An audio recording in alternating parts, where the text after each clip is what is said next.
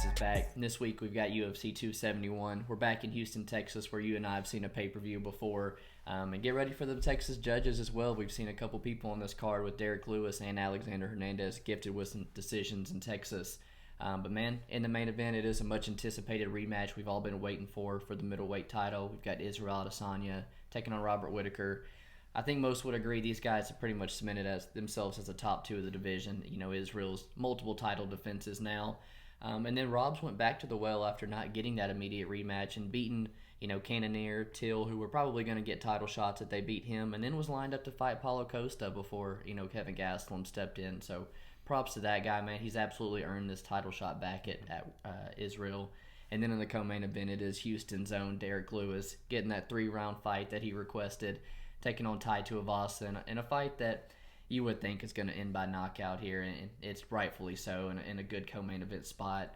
Before we get started, do us a quick favor, throw a like down below, sub to the channel if you haven't, give us a follow on Twitter, the link's in the bio description below. But I'm going to pass it over to you real quick. Again, I have a couple changes here. We're going to switch things up. Yeah, we are. The first change that we're going to make is to the casual cap. We are not going to release a betting card for the podcast, but rather P and I will be given 10 units each. We'll make our plays with those 10 units, and whoever ends up with the lowest amount of units profit will wear the casual cap.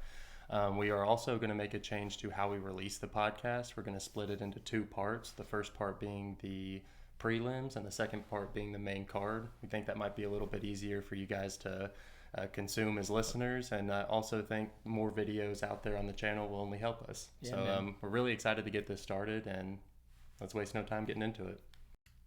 Kicking off our prelims, we have a welterweight bout between Jeremiah Wells and Blood Diamond. I think the UFC put this fight on the opening prelim card for a reason. I think there's going to absolutely be a knockout in this fight. Jeremiah Wells kind of made some waves in the UFC with his debut win over Alves. And Blood Diamond, you could arguably say he might be getting this shot because of his relationship with Izzy, having only 3 professional fights. Yeah. In the little tape I did get to see of Blood Diamond, you can tell he's crisp with his striking as long as he's at distance. But like most kickboxers, he kind of lacks that well-rounded game. Wells, on the other hand, brings a terrifying presence to the octagon, and I think he could really put him to sleep on the feet or mix in some of his grapplings to kind of get this done. I am leaning Wells, but the way I'm looking at play this fight is actually just taking the fight doesn't go to decision. I love fight doesn't go to decision, but I feel very strongly here on Jeremiah Wells. But, to start off, man, Blood Diamond, that might be the sickest nickname in the UFC, and you mentioned him being, Izzy and Carlos's boy. I do. When I watch his tape, that's why he's in the UFC, man. Because when I watch him fight Dimps Gillies in his last fight, I'm less than impressed, honestly. He tends to get his back stuck up against the cage. I really didn't like the gas tank I saw from him. His striking resembles Izzy, but to me it's nowhere on the level of Israel Adesanya. And I think Jeremiah Wells may do bad things to this guy on Saturday. I really do. He trains out of Daniel Gracie's, Renzo Gracie in Philly. Under Daniel Gracie, he works with absolute killers. It's Andre Petrosky, it's Sean Brady, it's Pat Sabatini. You hear how highly Paul Felder talks about this guy. Why not just take him down, and make this easy? Jeremiah Wells has multiple rear naked chokes on his record, but even if he wants to play out at range, man, I think he's going to light Blood Diamond up when he throws one of these naked kicks. Jeremiah Wells I've seen him go 15 minutes. He's got those debut jitters out of the way. I think he's gonna obliterate Blood Diamond, kind of like he did Warley Alves here. So I went in on the -220 bet online money line, and I'm also going to be looking to probably play doesn't go the distance or Wells inside the distance. To kind of add on, you saying Diamond's striking or defense is a little off. When he does defend strikes, he kind of just puts his hands out and relies on his length. And I think with those looping hooks of Wells, he could get caught, and I'm with you. But on that same token, Wells, his entries are a little funky, And I think if that crisp striking does get through, he could catch Wells coming in. I'm glad that we both kind of see it the same way. Wells should get the nod, but that under is the best play. Again, it's going to be kicking off the pay-per-view with a bang. Next fight, we're in the bantamweight division where we see Douglas De Andrade. It's 27-4, taking on Sergey Morozov, who's 17-4. Man, honestly, I think we have a great little scrap here at 135 with Andrade winning one of these guys that just can't get any consistency going, just alternating these wins and losses for the last couple years now. But honestly, fighting at a very high level of talent. You look at the bantamweights that he has fought with Font, Jan, and Vera. And, even went up to 145 and fought Lerone Murphy, who was a pretty damn good prospect in my opinion. He is 36, man. I know the weight cut to 35 has never been an issue, but it's got to get harder every time you step on the scale. I like the cardio from Sergey a little bit more. I think he can mix in the wrestling. He landed like 6 takedowns against Taha. He's from the M1 global scene. And he's defensively sound, I think, enough that he's going to avoid the big overhand right from Andrade. I'm going to go Sergey Morozov. I think you have a pretty strong, highly opinion on this one. I do, man. I think I've learned my lesson on fading the Kazakhstan fighters after last week with Shavkat. But I do think that Sergey Morozov is one of those guys that shows a type of fluidity in his game that it comes natural. It's not something that he's just getting into. I think he's been doing this his entire life, and it shows in the octagon. De Silva, you talked about him kind of getting up there in age at 36, but he is kind of that gift that keeps on giving, man. He, still capable of flatlining people like he was on the regional scene. And at bantamweight, he has performed great. You talked about some of those higher level wins, and that Marlon Vera one really sticks out to me. I mean, you don't beat Marlon Vera on a fluke, and especially by decision. And then you talked about the forgivable losses, the Font and Piotr Jan. Nobody's expecting him to win those fights. Top 5 bantamweights. Right, exactly. I think, when I saw the Taha fight with Morozov, I thought that he showed that he has really good striking defense. He has the ability to mix in those takedowns, and he can eat shots, which would be the only worry I would have facing Andrade, who does have that power. You talked about the 6 takedowns he landed. Well, he shot for 16 of them and didn't slow down once. I'm really impressed with just about everything I've seen from Morozov, and the times that he has lost, it's again forgivable losses. Yeah. Umar Nurmagomedov and Mavsar are nobody to. How you gonna out wrestle them? Right. It's nobody to be down about. I think that this is Morozov's. I think that this is all Morozov getting a price tag at -200. I'm actually willing to lay half of my 10 units on him. I think that it's one of my better plays, and this is probably one of his easier matchups out of the 2 that he's gotten in the UFC. Hey man, I really like it as well. I'm right there with you.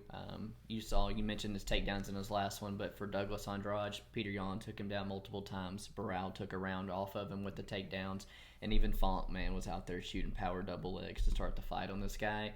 And then, that's just going to add to the fact that I think Morozov can out wrestle him. But then Douglas Andrade, that dude's never even surpassed 100 significant strikes in a fight. So it's kind of like big overhand right or bust, and I trust Morozov to stay safe, and I like your 5-unit play there on him. Love it.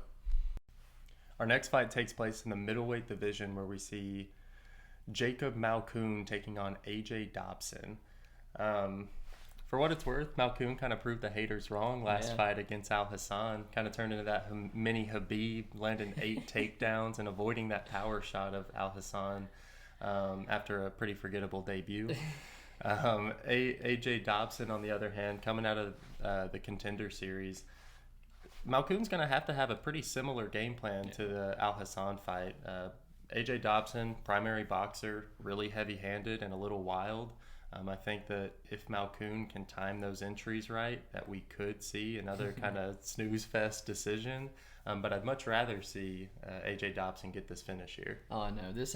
This can go one of 2 ways, just like the Phil Hollis fight or just like the Al Hassan fight. And it's funny that here they are feeding Malkoun to an absolute physical specimen again. The UFC tried to kill him a second time against Al Hassan. I know. And here they are maybe trying to do it again, man.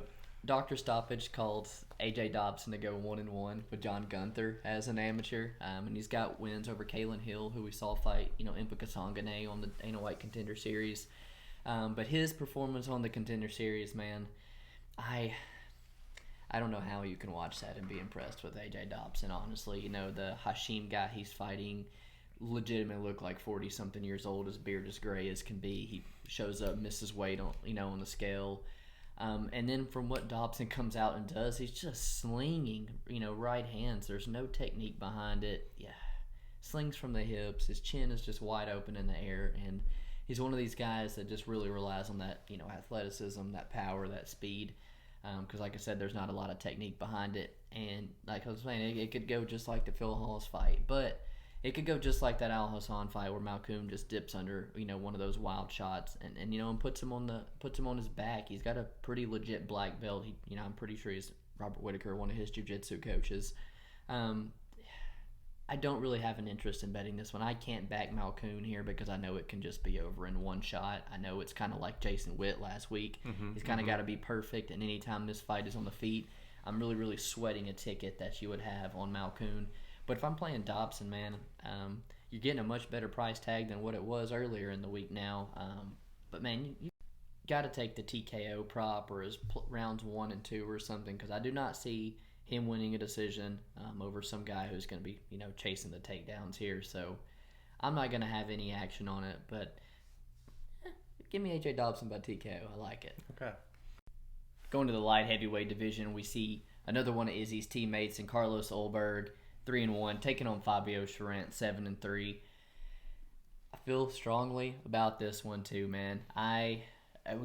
We cash faded Ulberg last time, but not without an absolute sweat, even though we had a plus 200 on Kennedy and Dechiku or something, man. He ate like 150-something strikes, and Carlos just threw the absolute kitchen sink at this guy.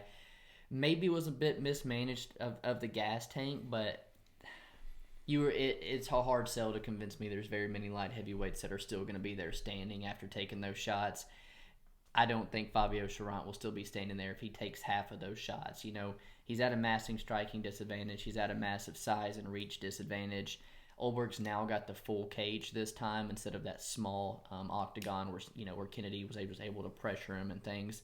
And then Fabio, man, he's shown me time and time again that he's not really the best. He's been TKO'd flatlined by Lexic Hammer, a short little left hook from William Knight that he walks into, and then to show me that you get Von Flewed by Minifield just shows me that you still have holes in your ground game that I don't know if you're going to be able to come out here and exploit and take down Carlos Ulberg. So I like Carlos Ulberg. I played him at minus 200, and I plan on hitting it inside the distance as well.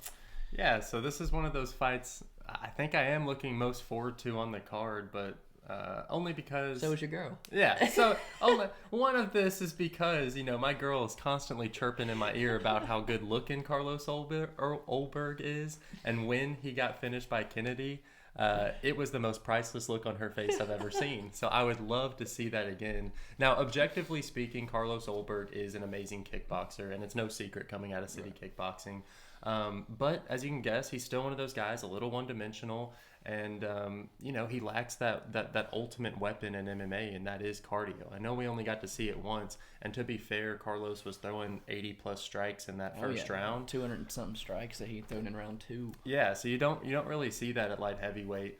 Now he's up against Fabio, who is coming off to back-to-back losses, and one of them by submission, one of them by TKO. But I do think he's a sneaky good fighter, man. I think he's definitely more capable of mixing up this fight and breaking down Carlos over 15 minutes. One thing that Fabio's been really good about in his regional career is pushing guys up against the cage, making it a little bit dirtier of a fight. And, if you don't mind, I will call this how I think it'll end. I think that later on in the third round, we're going to see a tired Carlos Ulberg give up position on the fence and make some mental lapses when he's tired and get submitted by Fabio Cherant. Cherant's done it in the past, like 3 different times with a standing guillotine or locking up an arm triangle. And I think that it's very possible with somebody with the lackluster grappling defense of Carlos Ulberg. So for me, I think I probably will find a prop bet for Cherant, maybe take that submission prop or something. But if I don't take the prop, I'll probably lay off and just hope to see Carlos Ulberg go to sleep. For a 3-1 fighter, I'm always itching at the chance to fade him here. But, I would be highly, highly shocked if Fabio Cherant's still standing in round 2, eating some of the shots that Kennedy has. And so that's what's going to lean me toward Carlos Ulberg. But, my wallet would not like it, but seeing him upset again, it was pretty priceless. Mm-hmm. Our next fight takes place in the lightweight division, where we see Alexander the Great Hernandez taking on Renato Moicano. Definitely an interesting fight. I think anytime Alexander Hernandez fights, you can expect some fireworks, whether it's him killing somebody or him dying himself. He's pretty good about not seeing the judges, and even if it does, it's always super sketchy. I think that Alexander Hernandez is probably the side here, and I say that because I think that he has the wrestling that he can mix into this fight. Now, the cardio gives me a lot of issue, and I'm not going to be betting him at plus money, but I do think that on the feet he has the power to keep Moicano kind of at bay, and then if it does go to the ground, yes, Moicano has the submission skills, but I don't think that Hernandez is going to have a lapse in defense while he's on top of him. So I imagine that Hernandez can pull this out. I want to play him at plus money, but the cardio just gives me too many questions to want to lay it. Yeah, I'm with you, man. I'm honestly surprised this fight is so far down on the prelims. It's a pretty good fight. You know, you've got fucking Arlovski and Vanderaa as your prelim main event. This could 100% be it, in my opinion. With Hernandez, this is basically kind of like a pick'em fight to me. So if the fact you're getting Hernandez at plus money, I get it. But for me, man, I just don't know if I can back him. You know, he's out of Factory X Muay Thai. He's greatly coached by Mark Montoya. But to me, he's just never been able to replicate that Beneil Dariush performance, you know. And I don't want to say you have to replicate beating the number 3 or whatever lightweight in the world who's in a title eliminator at the end of the month. But, you know, I don't take anything from you knocking out Chris Grutzmacher, who's coming off of a 2.5-year layoff. But what about Mike Breeden? Oh, you know, he's minus 500? Yeah, I don't take anything away from that either. What I do take away from is you dropping the ball every other time. You know, Donald Cerrone, I'm pretty sure you come in as a favorite in that fight. You're supposed to beat the old cowboy, you know, and then Drew Dober or Thiago Moises, man, those are guys that I think are close to the level of Renato Moicano when he's on his game. And Hernandez, like you said, he's got the power to keep him at bay. He might have the wrestling, but man, Moicano has got very good jiu-jitsu. You saw him just, you know, wipe right through Hastovich and Herbert on the ground, and with that size and jiu-jitsu black belt, Renato Moicano can make this fight a whole lot more interesting. I haven't pulled the trigger yet on Moicano. I wish it was him at plus money that I was getting. Yeah, man, I'm gonna pick Moicano, but I don't. This is one of the closer fight on the card, so I really don't know who I'm going to end up siding with on Saturday. Back in our men's bantamweight division, we see Ronnie Lawrence, who's 7-1, taking on Manny Martinez, who's 9-2. A battle between two really good young prospects, in my opinion. You got Ronnie Lawrence, he's a Nashville MMA guy, so, you know, I can't wish nothing but success for the guy. And now he's moved to Sanford MMA. So many good bodies there for him. 100% a good career move for him. I love the way he fights, almost like a mini Colby Covington on his A game, you know, just relentless takedowns, great cardio. And then when you see Manny Martinez, man, you're not going to get much easier of a debut opponent than Guido Canetti. And, you know, a lot of people, including ourselves, were under that fight or on Manny inside the distance. And he really dropped the ball there. But I do want to give him a little bit of a pass. That was the first time he was fighting without his coach who had just passed away. You know, he had all the debut jitters. You know, he's kind of the counterpart to Adrian Yanez, who's also struggled to defend takedowns in the past. So I think it's tailor-made for Ronnie Lawrence, but for a guy who botched a weight cut last time out, I can't lay minus 300. I couldn't agree more. You know, like you said, Ronnie's one of our boys from Tennessee, and he is one of the few that actually could make a splash in the UFC, you know? If I'm being honest, I think the level of competition that Lawrence has faced at this point is less than impressive, you know? He looked phenomenal in those 2 wins against Jose Johnson and Vince Cachero, but it's just not enough for me to get a good feel on how good Ronnie Lawrence is. Yeah. I'm really expecting one of his future fights to give me a whole lot more tells than either of the 2 guys I just mentioned or Manny Martinez here. Manny Boy, he is another kind of hot prospect of the bantamweight division, but there are a couple of red flags that immediately pop up for me. A ton of early finishes in his career, which I guess is, you know, not a bad thing, but it does, you know, throw up the red flag. I do want to applaud him for getting that late takedown in the 3rd round against Canetti. Yeah. Showed that he does have the gas tank to do it. So big props to him. But I think the biggest problem he had in that fight was just kind of his output. You know, he refused to put together those combinations and just didn't pressure Kennedy enough to get a decisive win. I really do think that takedown I mentioned was the reason why he got the nod in that fight. Man, you know, said it best, 3-1 on Ronnie Lawrence, who missing weight. Pulled from the fight because it was bad, you know? Right, pulled from the fight, hasn't really shown me what level he's on just yet. It's tough for me to trust him, putting him in as a 3-1 favorite in parlays. So for me, I'll probably end up laying off. The under is probably what's going to happen. But again, this is a fight that I didn't love breaking down. And then on top of it, I don't think I'm going to bet it. I'm with you, man. Our next fight takes place in the light heavyweight division, where we see William Knight taking on Maximus Grishin. Knight seems to be another popular underdog, and it's another very confusing one to me, man. As we know, Knight is not that good. He's extremely strong and powerful, but he lacks a lot of technique and everything from striking to grappling. Grishin, on the other hand, hasn't really shown the best side of himself in the UFC either. But to be fair, he's drawn some tough stylistic matchups that I don't think Knight would have won either. I think a ton of people are putting stock into the physique of William Knight.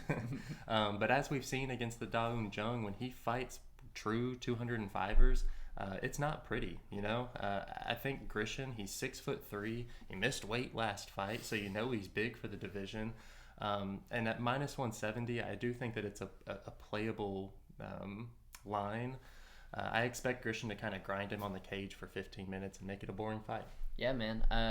I'm just going to pretty much reiterate a whole lot of what you said, because I think William Knight is not good either, man. And for some reason, you know, just the, like you said, the physique and the just sheer muscle gets him a lot of public love. And yeah, he's strong in the clinch, but when you look at who this guy has beaten, you know, Cody Brundage, Alexa Kamer, Fabio Cherant, these guys got single-digit fights, you know. And now you got Maxim Grishin with fucking 42 fights on his record, a guy who's been in M1, a guy who's clinched, a guy who's wrestled for a very long time.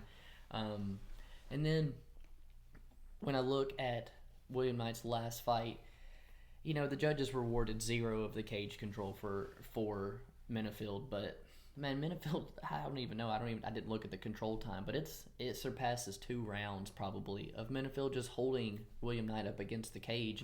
And then, you know, when you look at Maxim Grishin's last fight against Dustin Jacoby, a fight that he probably should have won, a fight that he was probably just punished for missing weight in, how did he win that? By putting, you know, Justin Jacoby on the fence for like 3 rounds, you know. And so I think Maxim has fought the style of fight that we've seen give William Knight trouble before. You mentioned that now he's a true 205 or a true 6'3 guy, not all the guys with Brundage who are 85ers and Camers and Fabio, you know? all 6 foot guys. Exactly, man. So I've seen him go up against Jung and get ragdolled when he wants to grapple against a 6'4 guy. And Jung, in my opinion, is not someone who was a grappler first, you know. He learned that later on in his career. Exactly. He was primarily a striker, and he was out there tossing William Knight around. William Knight couldn't make any type of adjustments mid-fight. Even at plus money, I can't back this guy. I would like a better number on Maxim Grishin, who has missed weight, who was coming off a little bit of a layoff. But Maxim Grishin is going to be the pick. And it's something that we might actually get. As we said, you know, Knight is the popular underdog. Yeah. So if that line continues to go down, it's something that I think both of us might be looking to play a little bit on. Hey, if it's 210 again, might even help us out a little bit. Dropping all the way down to the men's flyweight division, we see Alex Perez, 24-6, taking on Matt Schnell, 15-6. And I almost don't even want to waste my breath with this fight. It is the 4th time it's been scheduled, and I feel like I have talked about it so many times now. Perez, you know, he's been on about a 2-year layoff since losing his title opportunity when he got guillotined in the first round by Figueiredo. But, of course, I'm going to ride with him here even at this price tag. I think he's the much better wrestler. He's going to get Matt Schnell down the way Sandoval did, the way Bontarin did. And then you got to mention the chin of Schnell. He's been flatlined before, the short little shots from Sandoval. But, man, back at 125 pounds where Schnell was just puking after trying to make weight last time, it's proven it's a hard weight cut for him. So Even at plus 300, I'm not taking a shot on Matt Schnell. I think Alex Perez is the side here. Honestly, I couldn't agree more, man. I think you look at both these guys, they're at two different stages of their career, man. One of them's coming off the title challenge against Figgy. One of them's losing to Bontaran. I think if this was a kickboxing match, it'd be a little bit closer, but it's not, And like you said, if Perez mixes in those takedowns, he'll definitely drain some of those power punches of Schnell. And on top of that, what I saw from Schnell in the third round of that Bontaran fight, he was not working to get to his feet, man. He was complacent there on his back, and that's just not something I want to see. Then on top of that, in the Bontaran fight, he got his lead leg tore the fuck up. Yeah. And if there's anything that Alex Perez is good at, it is calf kicks, man. I think that he's likely to cover that minus 300, 400 price tag. And I'm not opposed to slipping him into with another favorite as a parlay piece. I think he's one of the more reliable guys on this card. Yeah, I don't really know how much more I could add to it for the fourth time. I think Alex Perez is the side. Our next fight takes place in the women's flyweight division, where we see Roxanne Modafferi taking on King Casey O'Neill.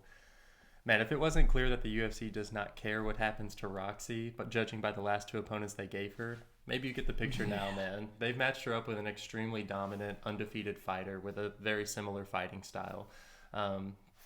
Try not to sugarcoat it. Roxy's 40 years old, and she looks every single bit of it, man. And 40 in women's MMA almost seems like a typo, man. You don't see that very often.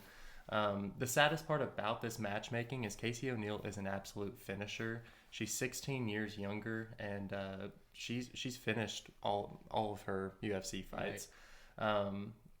She's proven that she's extremely strong getting it to the ground, and I understand that Roxy hasn't been finished since 2013 in The Ultimate Fighter, but I do think that this is probably the fight where we do see a finish, and I think that we'd get an amazing price tag on it, O'Neill inside the distance. So I do like Casey O'Neill. I have her parlayed with somebody in the main event. Okay. I don't know if that's a shocker or not, but I do like Casey O'Neill here. Roxy is always prime for that, upset at a plus 300 price tag, but I think the days of her doing that, I think they're gone, man.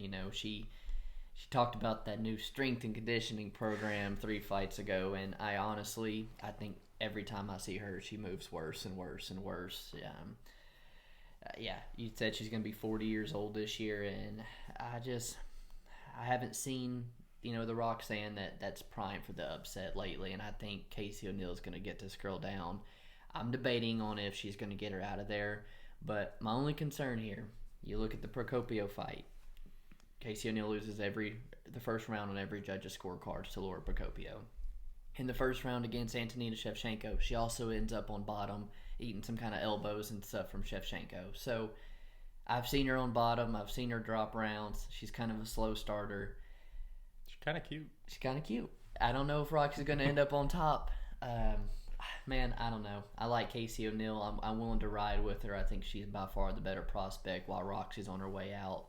But I'm on the border about the inside the distance or not. But you're probably going to get plus money on it. Oh, for sure. And to add on to it, she's 24 years of age, man. Yeah. Every single one of these fights, we're going to see huge improvements, and I think improvements are long gone for Roxy. I do want to mention her. She talked about it in one of her interviews this week. She got a whole lot of flack earlier in her career for her dad picking her fights, But she's come to the UFC now. She's finished all 3 of these girls. She said she's moved her whole camp, to Extreme Couture now instead of over there in Scotland, and she's competing with girls that are very high level every day, and she says it's done a ton for her confidence. She knows that she can compete at the highest level, and I think she can too here, so I'm going to rock with Casey O'Neill. Love it.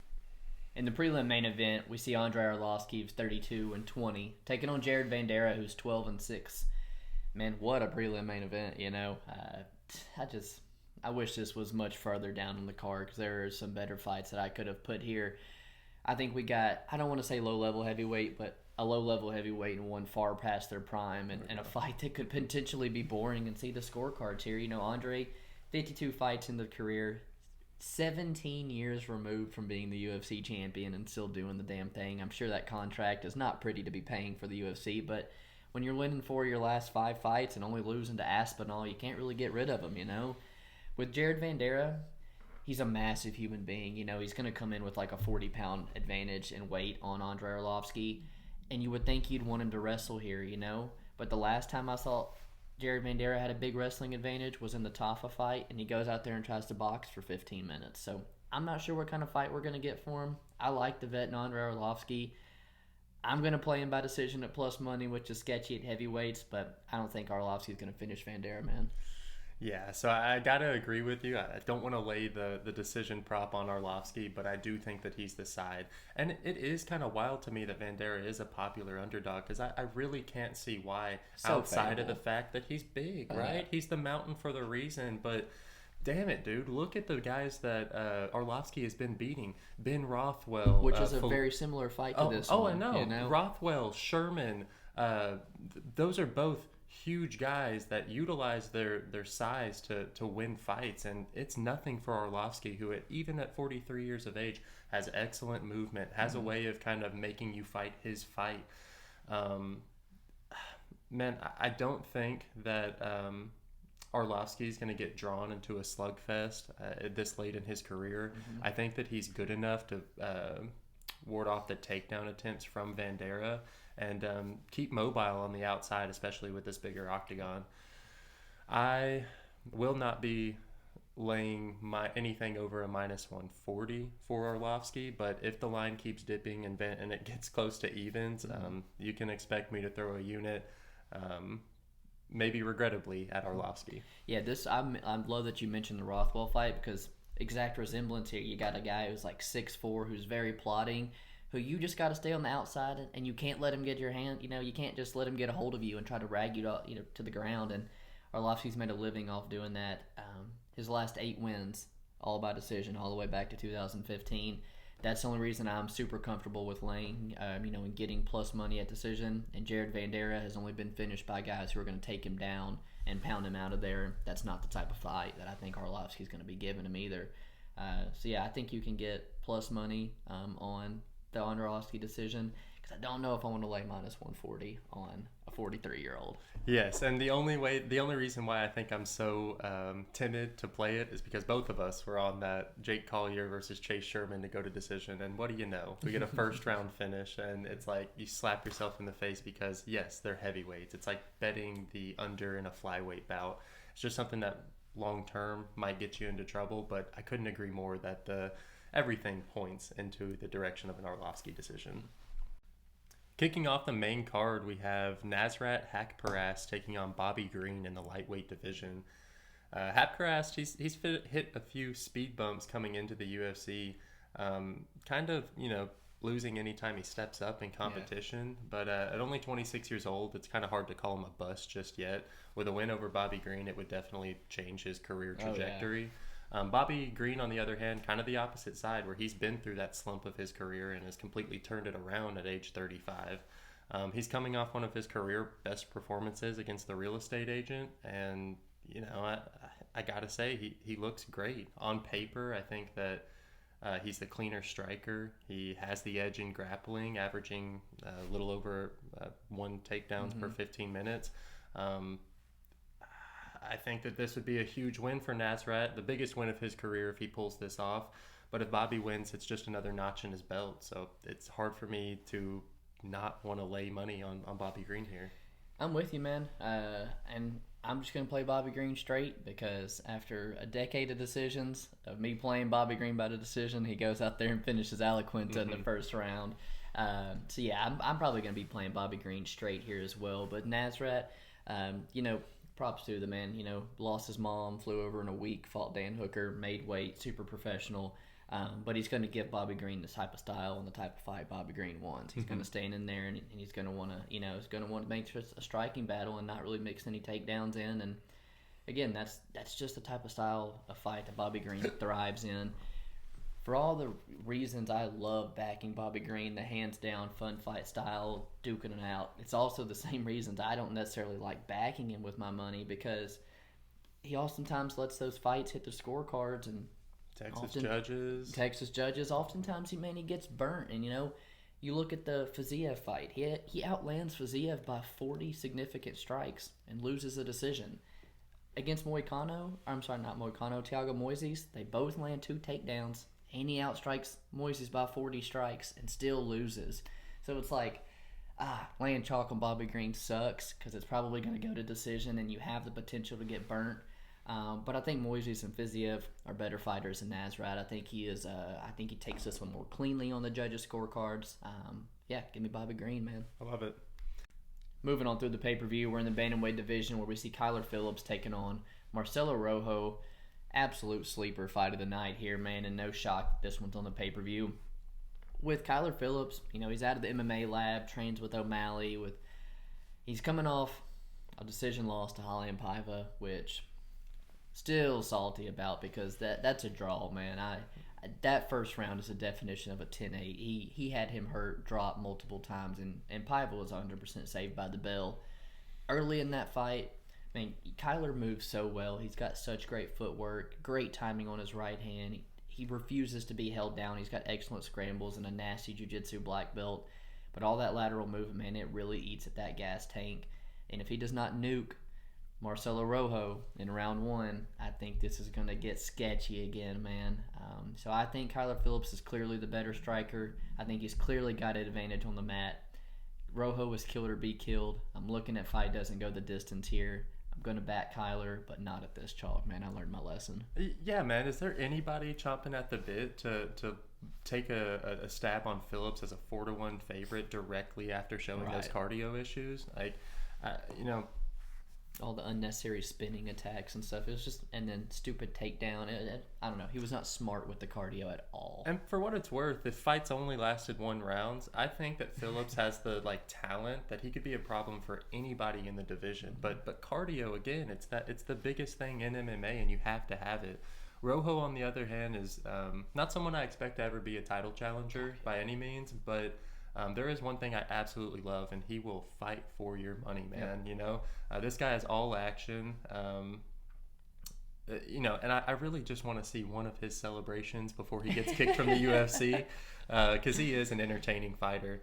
A couple of the notes I had for Rojo was talking about the activity on his back.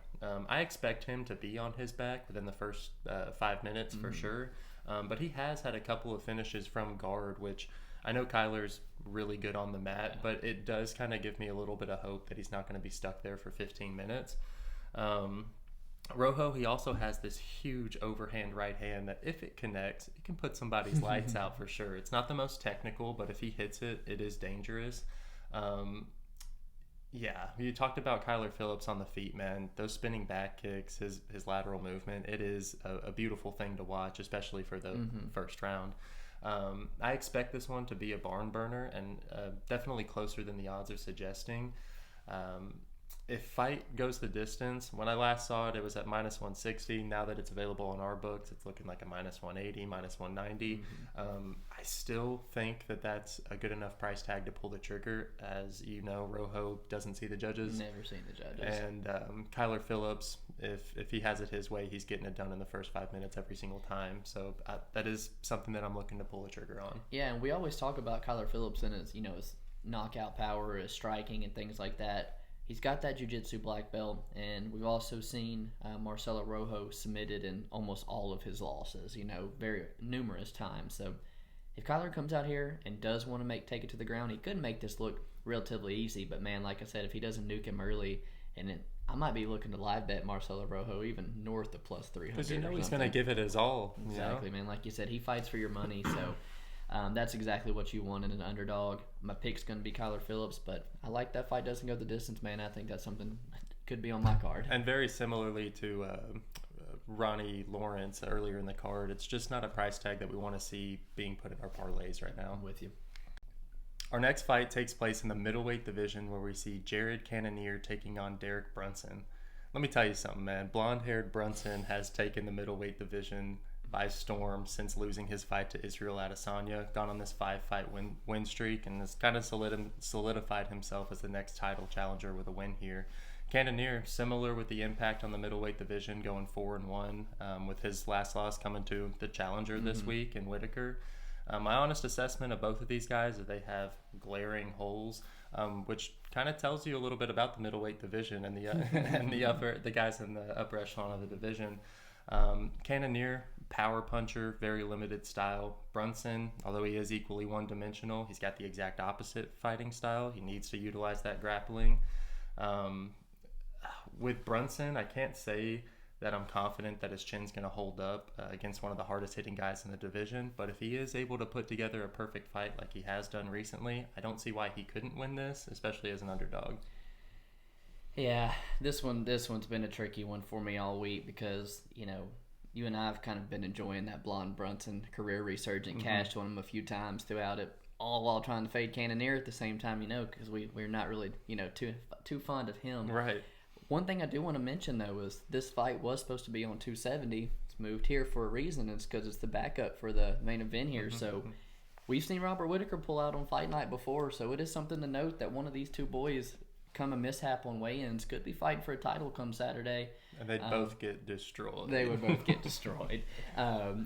With Braun Brunson, man, move to Sanford MMA has been, absolute career-changing for him. It's made him become so much more patient, kind of shore up the striking defense a little bit, but honestly, get him back to the roots that got him to the top of the division in the first place, and that's mixing in all the wrestling. But, man, when I look through those lists of guys that he's beaten, I see a lot of takedown, defense issues. Elias Theodora, Kevin Holland, Shabazian, Darren Till. It's just like those are kind of tailor-made guys to be put on their back. And as much as I love the career resurgence, it's been a little bit tailor-made for Brunson. Now we're Cannonier, at light heavyweight, I saw him grind it out by Blachowicz and giving up a couple takedowns. But man, since moving down, to middleweight, he's only given up 4 takedowns on 26 attempts. Shored up a whole lot of that. He defended a whole lot of them from Robert Whittaker. Jack Hermanson was pretty unsuccessful with it. I will say Brunson probably a more defined D1 wrestler and maybe has more wrestling technique and can chain those, attempts together. He is enticing as a dog, but I do think the blonde Brunson train comes to an end on Saturday. Unfortunately, here my pick is going to be Cannonier. I think he's going to put Brunson away. It's hard for me to see him winning a decision against a guy who's going to be forcing the wrestling, all fight. So I think Cannonier inside the distance, man. Another fight that I want to point out. Yeah, right. Another fight I want to point out is the Branch fight. Yeah, Branch was able to land 3 takedowns in that first round. But damn, it's hard to keep down a muscled-up man like Jared Cannonier. And every single time he shot in on Cannonier was picking up on those entries. He started implementing an uppercut and eventually caught him with an overhand right. But I think that that's probably going to be the story of this one, where even if Brunson is successful the first couple minutes, Cannonier is going to make him work, and Brunson gets caught in all of his fights. Yeah, so he's definitely not going down and staying down the way Till and Holland and stuff was.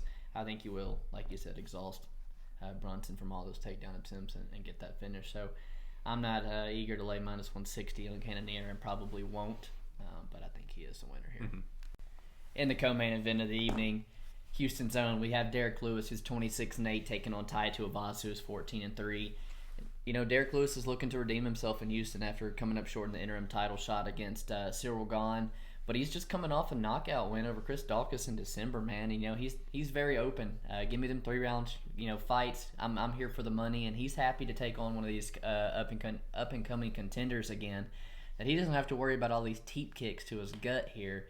I will say he doesn't have no footwork. He has struggled with the calf kick, so that's something Tuivasa does throw in a lot. This is a fight. 2 guys are going to meet in the middle and throw down. I've never seen an issue where Derrick Lewis's chin has really caused me a worry, where Tai Tuivasa, even against Greg Hardy, man, he was kind of stumbling around a little bit. So I asked myself, when these 2 guys meet in the middle and throw down, whose power, whose chin do I trust the most? I'm going to go with Derrick Lewis at minus 180. I'm not playing it, but yeah, Derrick Lewis is going to be my pick, man. So, fair warning, I've already made the obligatory fade on the Black Beast this week. You couldn't help yourself. I couldn't, man. I found a price of plus 260 on Tuivasa by KO on FanDuel, and I haven't looked back since, man. I think both these guys' MMA skills are overrated, but, hey, we love heavyweights because of the shit shows that can occur when big boys step into the cage. As far as I'm looking at it. I think we have two dudes who can't wrestle, don't have the most technique on the feet, but do offer some insane power. And barring an absolute snooze fest like we had in the Lewis Francis fight, I think there's a pretty good chance that we don't see this go to the scorecards, and they're just going to stand and bang. So I'll take my chances with the Samoan bloke. All that being said, this is probably Lewis's easiest opponent since Olynyk back in 2 years ago. Both these guys' kryptonite would be a technical fighter. Thankfully, they don't have that standing across from them. I'm just going to hold my Tua ticket by KO and hope for the best here. Yeah, and I don't hate it. Plus 260 is nice. I really do hope we see a knockout here. One thing I do want to mention here about this fight is that it's set at 1.5 rounds, and I see everybody laying that juice on the under 1.5. And, with Tai Tuivasa's style, it's very likely to happen. But on the flip side, outside of that Chris Dawkins finish in December, the last 7 wins of Lewis were all over 1.5 rounds. And then in the last 5 years, every time Lewis has lost, has also been over 1.5 rounds. And so, I could just see you getting burnt there. And we've seen Francis and, Lewis turn into a snooze fest before. So I hope we get the fight we want to see. I hope there's a knockout under 1.5 rounds. But I do think that is tricky being set there. So I'm just going to go against you here and pick Derrick Lewis. All right.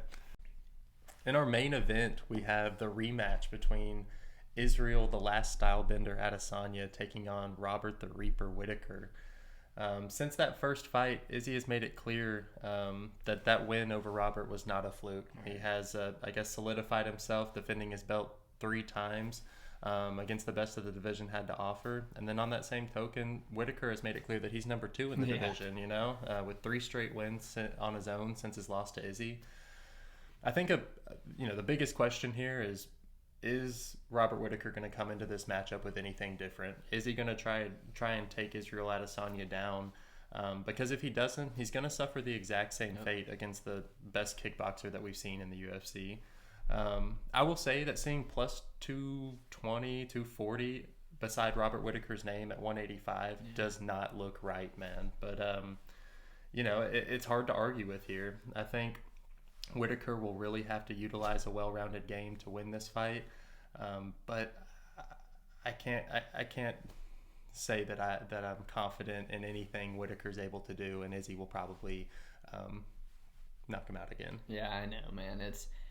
It was the first time around. It was like virtually a pick'em, and now Izzy's the minus 250 here, and it's like, I think it's justified. He almost finished him in round 1. He got saved by the bell, and then gets up and finishes him in round 2 with pretty much the same combination, and really hasn't looked back. Yeah, I know he was unsuccessful capturing 2 belts up at 205, but man, at 185, I think Israel is the goods. I don't want to shit on Rob because for the longest time, Rob, he was my guy, man. I loved what I see from him, and I respect him a shit ton for not getting that immediate rematch like a lot of other champions do. But he just went and fought the number 1 contender of, he went and fought Till and Cannonier, and then, like I said, was set up to fight Costa before he had a pullout. So he's rightfully deserved this rematch is kind of what I'm getting at. But I think it's just a horrible stylistic matchup for him. He doesn't have the chin that Gastelum does to be able to walk through and eat those kind of punches to get to Izzy. He proved me that by getting basically finished twice in that in the first fight. And then to say he's going to replicate something like Blachowicz did, man, he used to be a welterweight. Blachowicz is a big 205er. He's not going to have the same strength advantage. And one of the better wrestlers in the 185 division, and Marvin Vettori, tried to have that game plan, and it didn't come out successful, man. And that's just not Whittaker's style. I know we've seen him out here mixing in a few takedowns against Cannonier and against Till, but you're going to need more than a few, man. You're going to need one every single round because I think you're playing with fire the longer that you're staying out here with Izzy. Another thing to mention, with Rob, when I watched that last fight, you could tell he was wearing the weight of the world. It was in the Australia Stadium in Sydney. It's the biggest attendance in UFC history. And Izzy comes out there with the fucking mask, dancing, doing cartwheels. And you could really just tell, man, Izzy was ready for the moment. And I don't think Rob was. And I don't like that, man. I think Rob knows that this is a bad matchup for him. And minus 250 could be a gift. Just to add to that, Robert Whittaker, even though he has been kind of mixing in those takedowns, he's never been one to control people, Right. and Izzy's never been one to get controlled. I know a little bit in that Jan Blachowicz fight, but we're talking about a X170er in Robert Whittaker. Yep. And I couldn't agree more. I think Izzy minus 250 actually is a decent parlay piece. Can you get him at minus 250 right now? I don't know what it is. 265, 280. Yeah, okay, so we're still around the minus 265 range, and I think that's plenty parlayable. I won't be shocked if it goes over, to be honest. I could see him being a little bit more technical, Rob, trying to stay out a little bit more danger this time. So I won't be shocked if it goes a little bit longer than the first one, but you can still get Israel TKO last night when I looked at plus 175, which is a big jump from the minus 265 it's sitting at, and he did it twice last fight. So I think that's something I might actually stab at as well, or maybe throw in a little Hail Mary parlay, juice it up some, but it's hard for me to see how Rob wins this one, man. Yeah, I couldn't agree more. Appreciate you hanging out with us. That concludes all 15 fights for UFC 271, and man, I would love nothing more for all those to stay together come weigh-in day and us get actual 15 fights on Saturday. That would be so cool. Casual cap, a little bit different. Whoever doesn't profit the most off of their designated 10 units next week will be wearing the cap.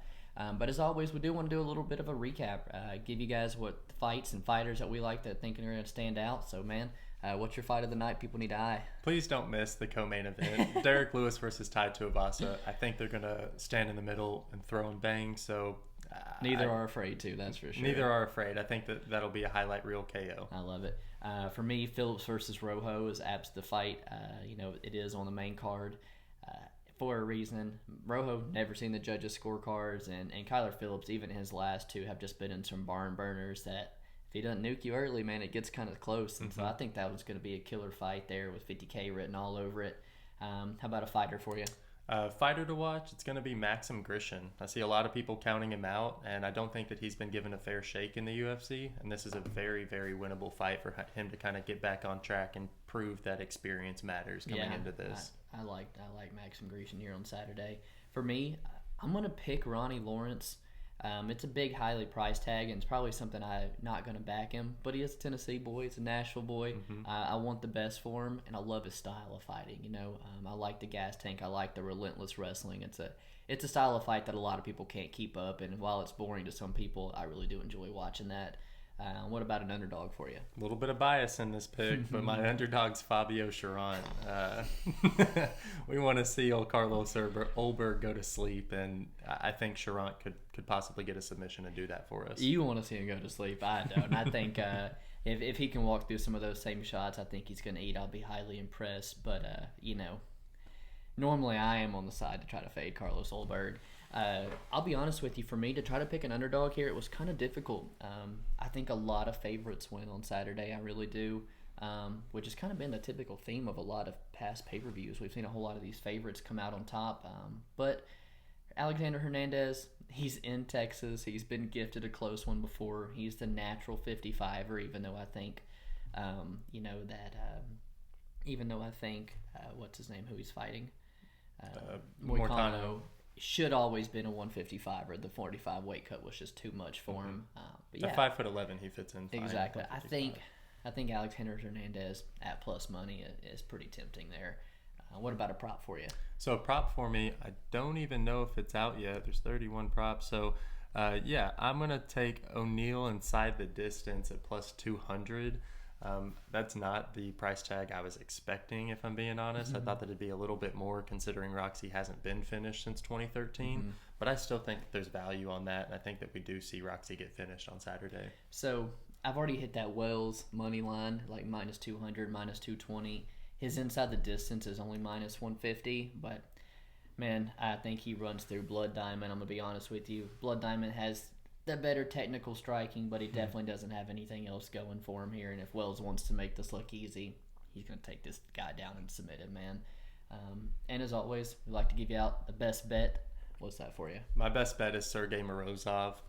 Like I mentioned earlier, I've laid 5 units on him at minus 200. I think that the skills that he has, it shows that he's been doing this for a lifetime, and I think that it'll translate on Saturday. I really like what I see from Morozov. I think he's safe from the big overhand meat and potatoes punches you're going to see from Douglas De Silva, and then I like all the wrestling thread he can mix in too. Man, it's the fourth time it's put together. It's minus 380, but Alex Perez, I think, is going to beat Matt Schnell. I think he's got him covered on the feet. I think he's got him covered in the wrestling. Makes the weight cut better. And we think he covers that price tag, and we too. probably think he can cover that price tag as well. So I don't hate it. If you put Alex Perez or Sergey Morozov in any of them parlays on Saturday, I think they're pretty safe. Or Casey O'Neill.